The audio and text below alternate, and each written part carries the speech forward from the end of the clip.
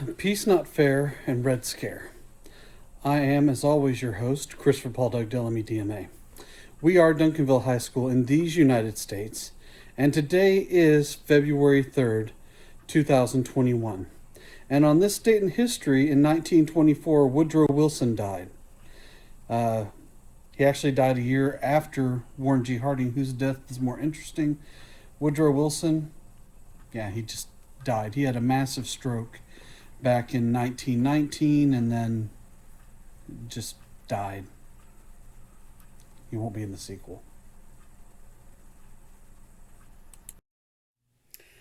So today we're moving into one of the most important events in U.S. history, and that is the Russian Revolution. Especially for the last 100 years, very few events outside this country influenced the United States as much as this. It threatened our way of life. It threatened everyone in the world. Not that they necessarily did it, but the existence of the Soviet Union and communism and the threat to capitalism that they provided really almost drove the world to nuclear war. And most of the technology that you now enjoy is a result of this revolution. So this is really going to be a crazy story. Okay, so Tsar Nicholas II, he's trying to rule by himself as an absolute monarch. This is a time period where the rest of Europe has thrown off these shackles for about 300 years. 200 years in France since they kind of overthrew the whole monarchy.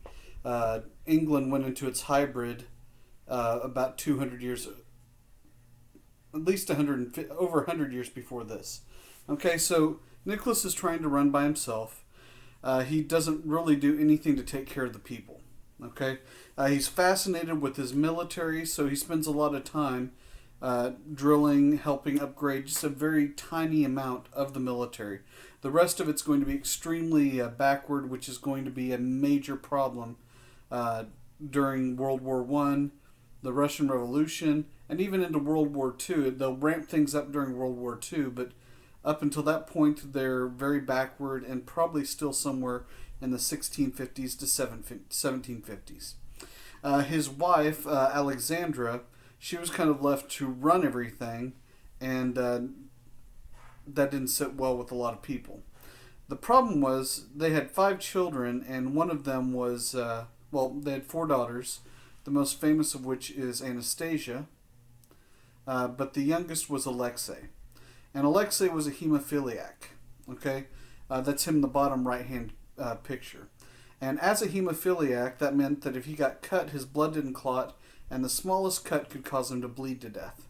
So she brought in all the best doctors that money could buy at the time, and no one was able to help Alexei. Then eventually they turned to this holy man, and I don't necessarily mean Christian, but among other things, he had the power of hypnosis, and he was able to get Alexei to stop bleeding. Now, as ridiculous as this sounds, a lot of this can be done by just calming down someone. Okay, if you have someone who's really excited, the more excited and panicked that they are, the harder that their heart's going to beat, and the more their blood's going to rush. So if you can get them to calm down, okay, listen to the sound of my voice. Focus on nothing but the sound of my voice. You're relaxing. You're in your favorite place. You're in the place that gives you peace. You're sitting there, you're seeing the beauty around you, and you're calming down.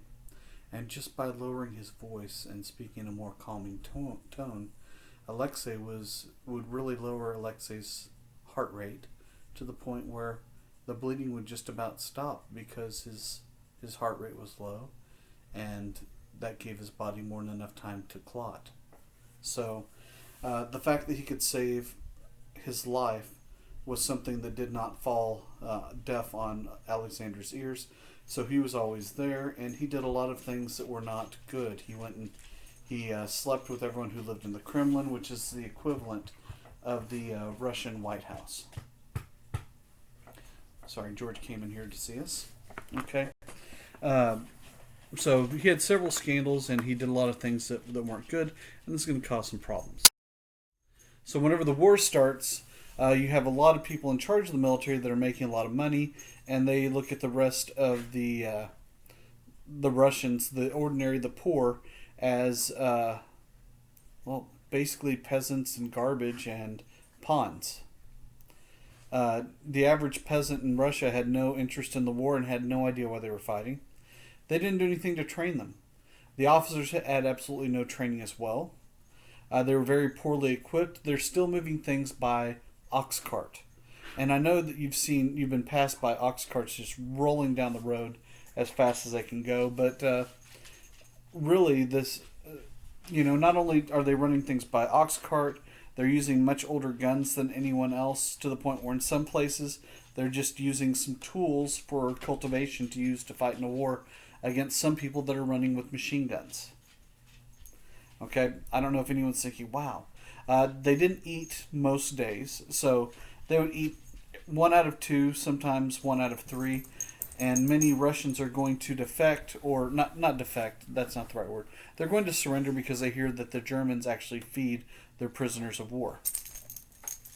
Okay, let's see what else. Oh, also, instead of having secret codes like most people in the military at the time, they broadcast everything, all of their orders in regular Russian. So if you spoke Russian, then you would understand everything that the Russians were planning on doing. And so you just need someone bilingual in your group who could tell you, oh, okay, this is what the Russians are doing. Well, this is how we counter that. So the military is in horrible shape. So Nicholas, like I said, was focused on his troops.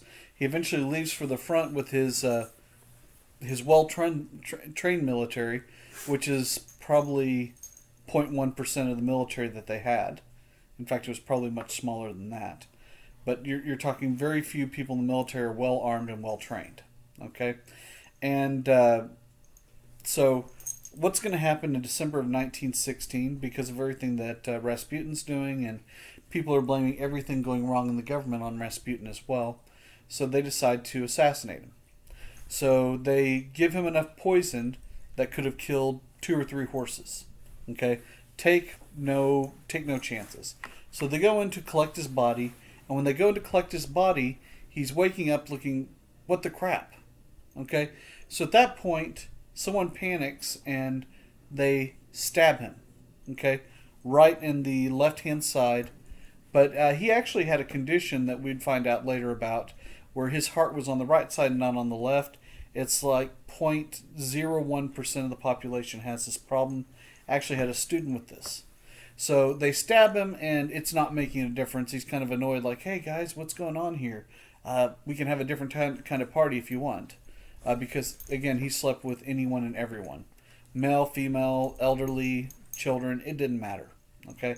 Which makes him a little bit more of a problem. Okay? A little bit more of a problem. So they drag him out, and they take him, and they're, at this point, the poison didn't work, the stabbing didn't work, so they throw a noose around his neck, throw it over the tree, and they chase the horse out, and so he falls down, and as he does, the branch snaps above him. Okay? At some point, it just becomes too hard to kill people. So, you know what? We'll drown him. Okay? We'll keep this noose on him. We'll cut a hole in the Volga because, again, this is in December, so the Volga is frozen over. Okay? So they cut a hole, drop him in the Volga River for about 11 or 12 minutes. They pull him up, and he starts coughing up the water. Okay? So 4 different ways to kill this man, still alive. So at this point, here's what we're going to do. We're going to chop off his head. Okay? They chopped off his head, and then they chopped off his downstairs. Okay? And that did kill him. Okay? But everything is falling apart in the government. There's a shortage of food, and they don't have all the supplies that they need to fight a war. So in March, the Tsar's going to step down because he sees how bad things are. And then a Menshevik by the name of Alexander Kerensky, that's him up in the top left-hand corner. He was in charge of the provisional government, and, to try and bring a new era in Russia, he frees all the political prisoners. Okay? Which is good in some cases, but it also lets all the extremists out and come back. Among those is a former priest by the name of Joseph, who will change his last name to Stalin as a result of the revolution. He ends up being the second largest mass murderer of all time. Anywhere from 50 to 100 million Russians were killed under his reign. Okay, some just because he hated the group of people that they were in the country. Others were Vladimir Lenin and Leon Trotsky, who were at this point in Germany, and they tell the Kaiser, "Hey, if we can borrow some money and go to Russia, we'll overthrow the nation, and we'll end the war." And the Kaiser thinks, "Okay, well, it's not too much money for a ticket, so we'll pay to do this, and you'll probably fail, but at the very least, you might cause some chaos over there, which helps us in the war." So Vladimir Lenin and Leon Trotsky go over to Russia. They assemble the Red Army, a group of Bolsheviks. Okay, and these Bolsheviks eventually will be renamed the Communist Party. And so once they take over, they're going to negotiate a treaty, which we'll talk about on the next slide, and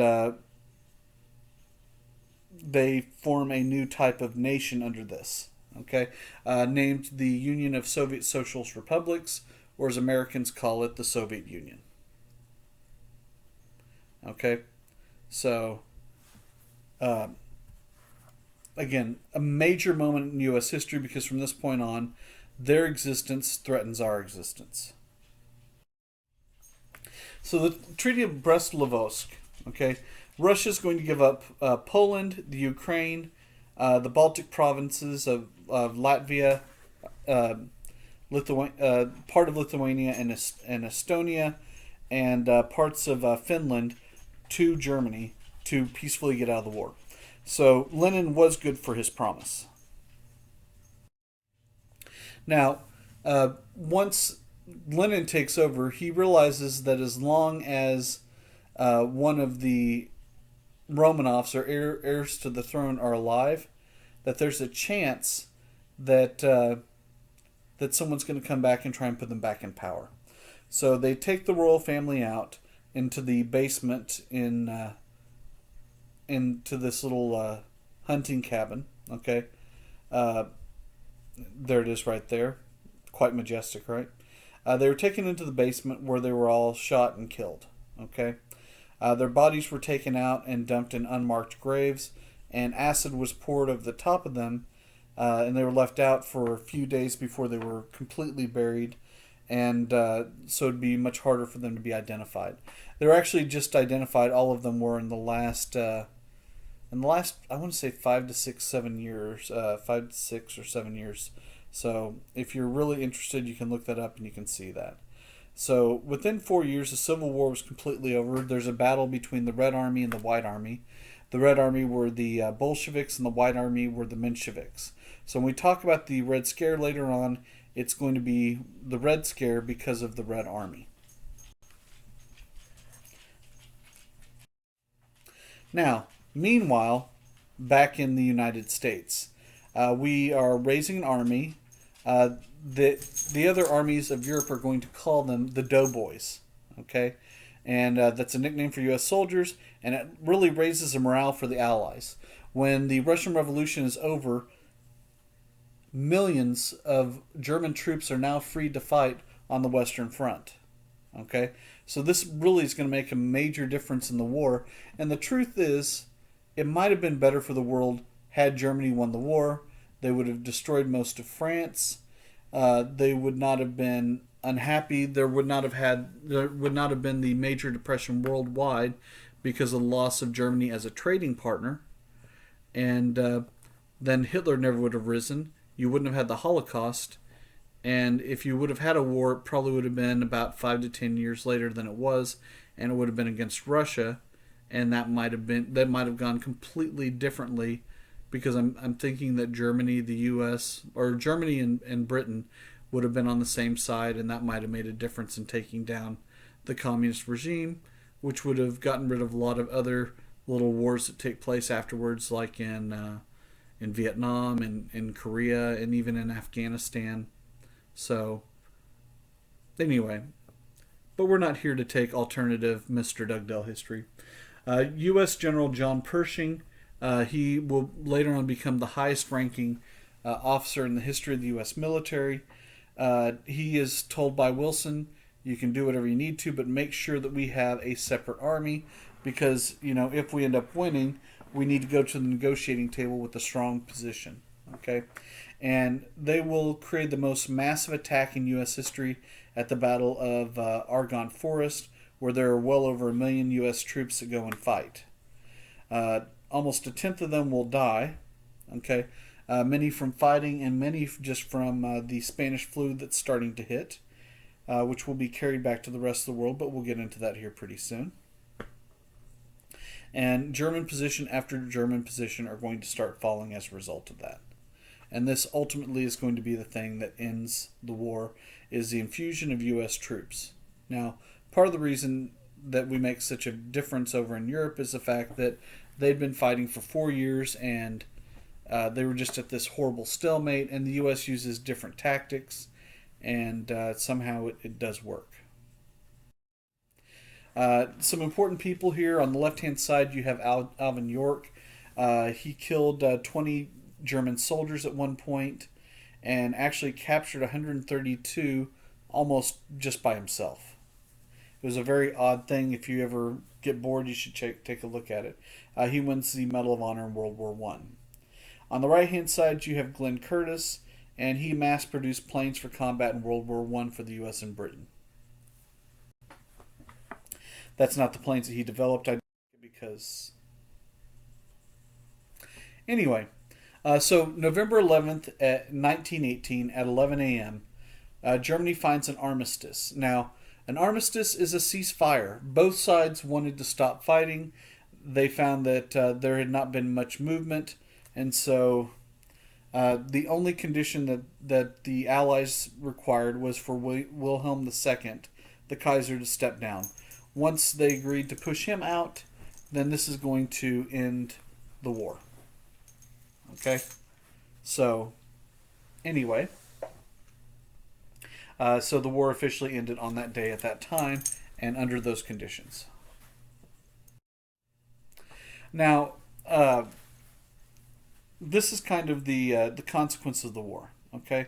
About 10 million people altogether died fighting in the war. Okay?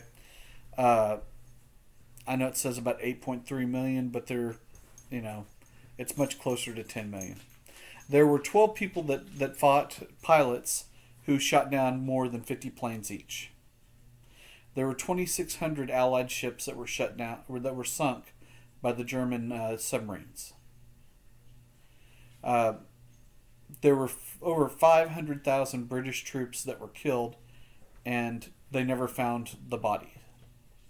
Okay,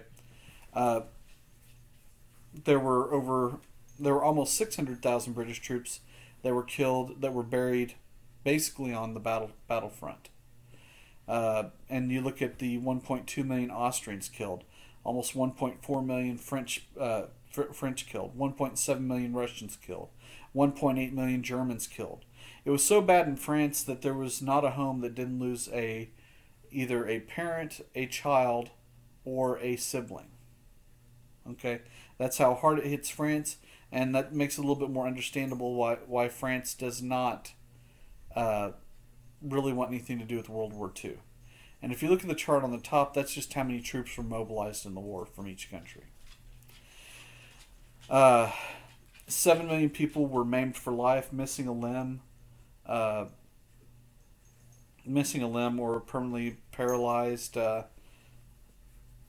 lot of disturbing pictures. Unfortunately, I don't have time to show you right now. Almost 20 million people that were wounded in all nations. And in addition to that, there were 8 million horses, donkeys, and mules that died in the war. And you see that tribute with the people on the right-hand side there.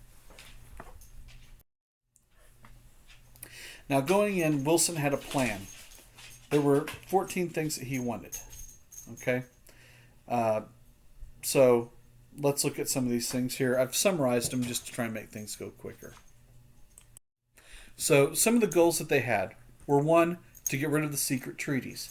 Having the Triple Alliance and the Triple Entente all that does is make it so that a small spark can get a bunch of countries fighting. Okay, freedom of the seas. Okay, this is the ability to trade with nations without being brought into the war. So the ability for some nations to remain neutral. Self-determination. This is the ability for people to choose a nation for themselves. One of the major things that led to the war was nationalism, so this lets people kind of choose their own country. Uh, this also is going to create a lot of new countries. Okay, the League of Nations. This is a group of nations that would preserve the peace and prevent war. The only problem is you have to have several nations that want to do the policing part of this, and this is actually going to mean probably more of an extended war than it would otherwise. Okay, so it sounds good on the surface, but you still have people that are going to have to fight for it. Now, the leaders of this are known as the Big Four, and that's France, Britain, the US, and Italy. Now, you'll notice there that Germany, and this is something I didn't mention during World War One or the discussion on World War One, is through 4 years, no Allied troops that weren't prisoners set foot on German soil. Okay, they'd advanced into Russia, they'd advanced into France, into Belgium, and into the Netherlands, and at no point were they fighting on their own soil. So what happens during the treaty? Well, they're completely cut out. Why don't they say anything about it? Because at this point, the war's ended, everyone goes home, and a blockade is put around Germany by the British so that they run out of food, and famine is very rampant and very horrible in Germany. Okay, and Germany is also going to have to pay reparations to all the Allies.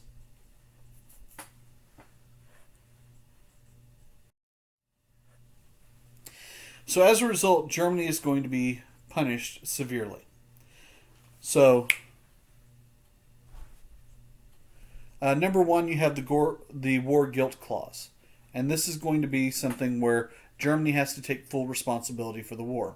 So you realize that the minute that happens, they're going to be punished worse than anyone else. So first they're going to lose their navy. So all their submarines are sunk, and almost all of their battleships are also destroyed. Their air force is completely destroyed. Their army is reduced to 100,000 troops, and they can't have any of their troops in the Rhineland, the area between Germany, well, the area closest to France. Okay? They also have to give away land to France, even though France never crosses the border, and most of the time they're fighting a defensive war to keep from losing all of their territory. They also were not allowed to unite with Austria. And they were forced to pay reparations so high to England and France that Germany did not pay it off until 2010. I'm sorry, 2012. So it took them the better part of 92 years to pay it off. Although I don't know that they made many payments during World War II. Also, if you look at the map on the top right, they lose land over on the east side to create Poland. And, well, anyway. So just more problems that arose from this. So Wilson's trying to fight to get the Americans to agree to what's happened here. And the major problem is that even though Wilson was negotiating for the U.S., according to the Constitution, the right to negotiate and ratify treaties is done by Congress. So several senators asked to be part of the envoy to go over and negotiate this new treaty with the rest of the world. Okay, and Wilson turned them down. Whenever he goes to present it to Congress, Henry Cabot Lodge and several other Republicans ask to see it before he presents it to them. Wilson says, "Not on your life." The reservationists then are this group that are led by Henry Cabot Lodge, and they are not going to approve the new treaty. mainly because it was done completely without them, and they also didn't like some of the requirements that were going to be there as a result of the League of Nations.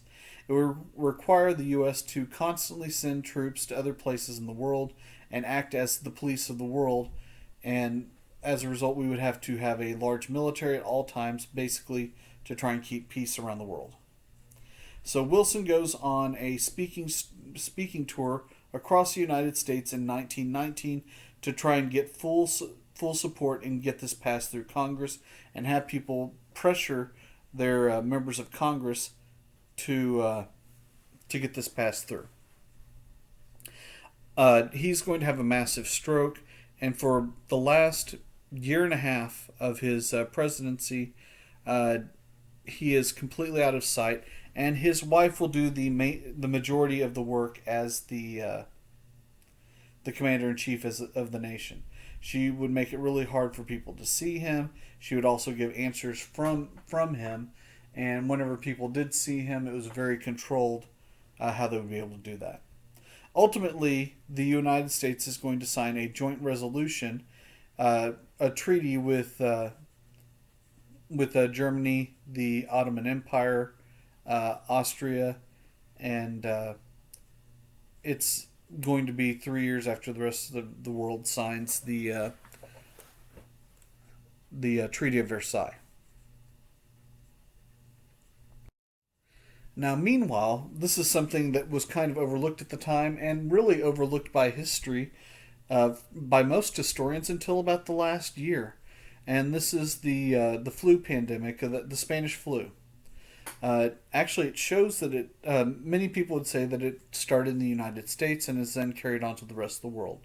It kills 1 out of every 17 people on Earth and infected 20% of the world's population. So whenever the coronavirus came out, it was something that after this happened, you couldn't ignore it, and you had to do something to prevent the world from, being hit on this scale.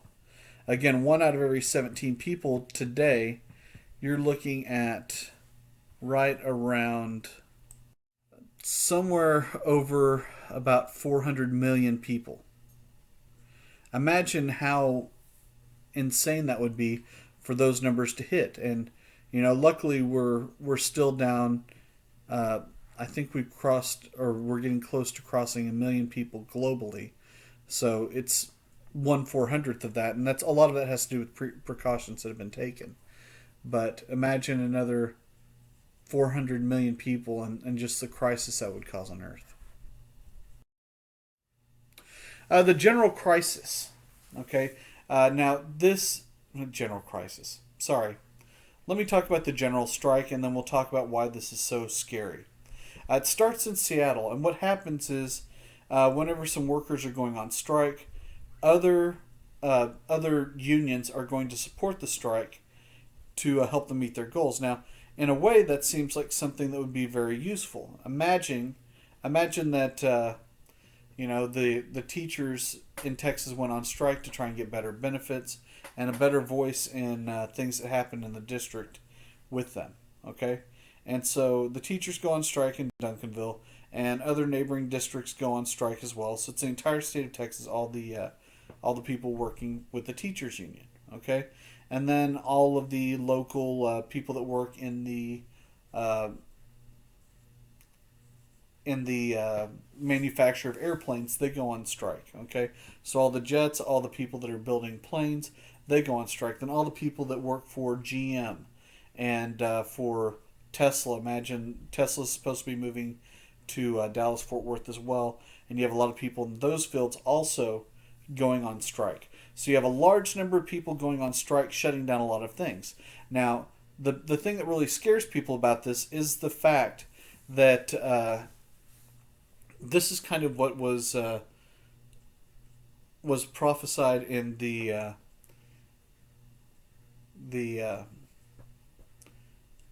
in Marxism by Karl Marx, that the proletariat would overthrow the bourgeoisie and would destroy all society. So the thought was these strikes here would lead to that.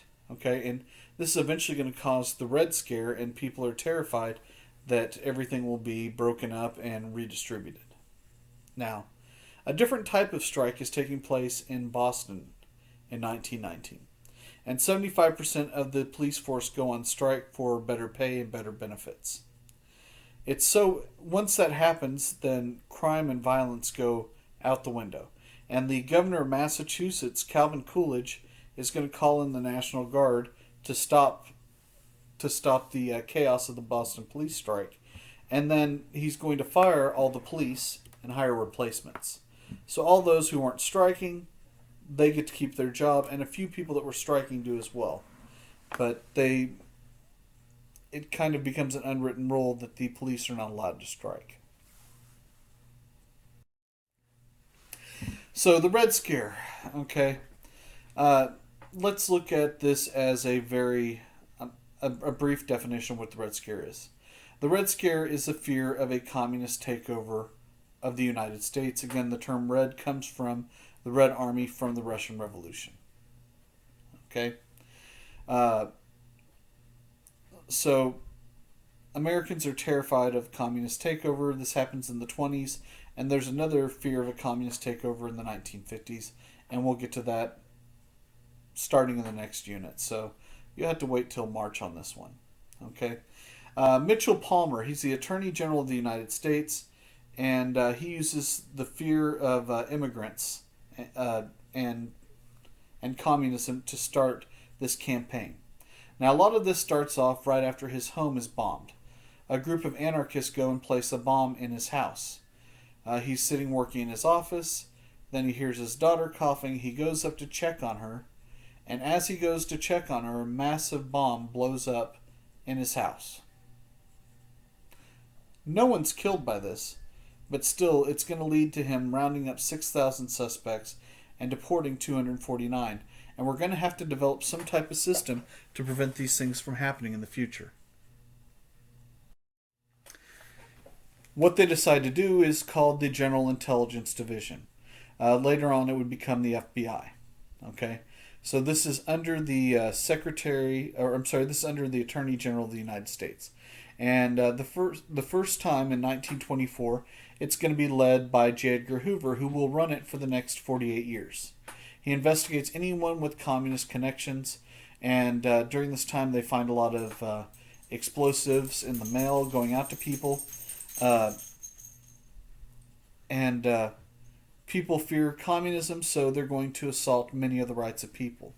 That's why in the bottom left-hand corner you see the political cartoon of Lady Liberty on the ground.